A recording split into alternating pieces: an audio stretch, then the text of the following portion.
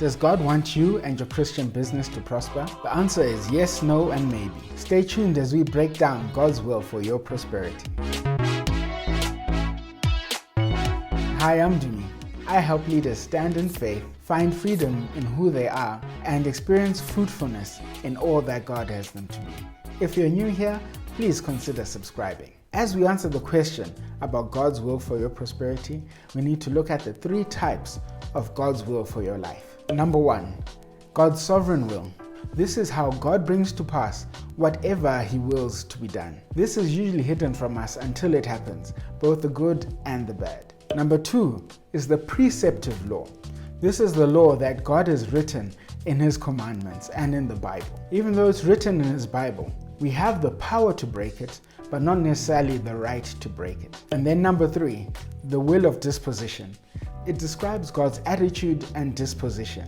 It reveals the things that are pleasing to Him. Knowing these 3 types of the will of God, let's get into it.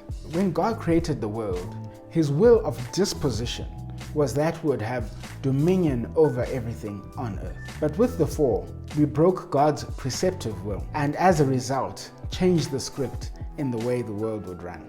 While God's will of disposition stayed the same, i.e. His desire remained for us to have dominion over the earth, His sovereign will was then changed by our acts of disobedience for all of humanity. So after the fall came in sin, and with sin came by God's sovereignty restrictions to the way that we live our lives. Our hearts became wicked, and we started to yearn after created things rather than the Creator God. And as part of the curse, instead of living in abundance, work became hard. Thorns and thistles, as the Bible calls them, that would need to reap those as a punishment for our rebellion. Sort of as just rewards for going against God's preceptive will. I know it might sound a bit technical, but it's important for us to understand this foundation as we talk about God and prosperity. If you're enjoying this video, please make sure to hit the like button, share, and consider subscribing. Now that you've had your break, let's get back into it. But God also had a sovereign plan to redeem man from their sin. That plan was sending Jesus Christ into the earth to live the life that we couldn't live, to die the death that we should have died, so that we could be redeemed, which means being restored back to our original position. So basically, Jesus fulfilled all the prescriptive will of God by measuring up to the law, and has helped us line up again to God's will of disposition.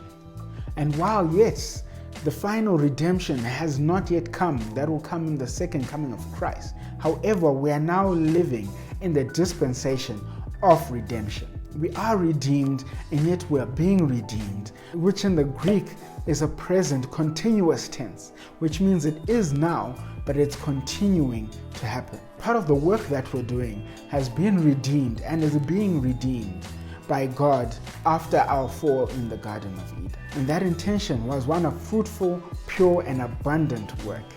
What does that mean for you and me as Christian entrepreneurs or business people? If your heart is fully surrendered to God, then you're in the dispensation of redemption. Because yes, under God's will of disposition, He wants you to be fruitful. He wants you to multiply. He wants you to produce profit and prolifically. So yes, God wants you to be in abundance. And as we know from reading the Word, as you line up yourself with God's prescriptive will, there are blessings and abundance that actually come from that alone. So now we know that if you line up with God's prescriptive will and His will of disposition, you will put yourself in a great place to live abundantly.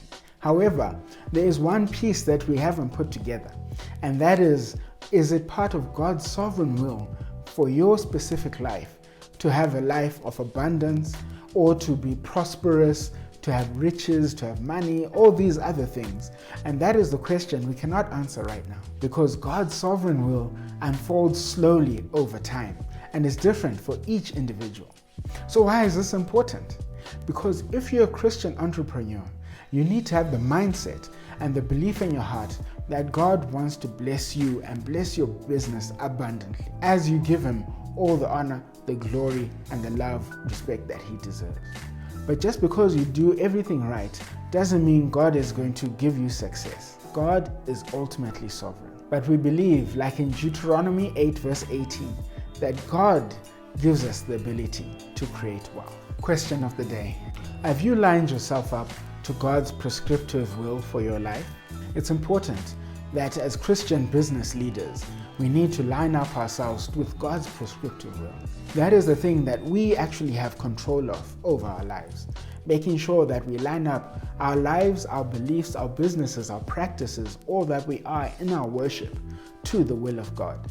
Please leave comments down below. I'd love to hear what you think. God wants you to prosper. God wants you to live an abundant life.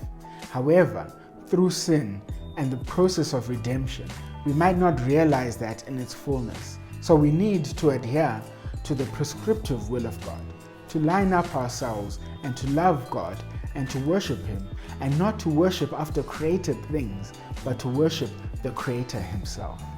If you do that, no matter what your bank balance is, no matter what it looks like in your business, you will be prosperous, you will have joy, you will have peace, and you'll have a joy that no one can take away. This is part of the Christian Money Mindset series.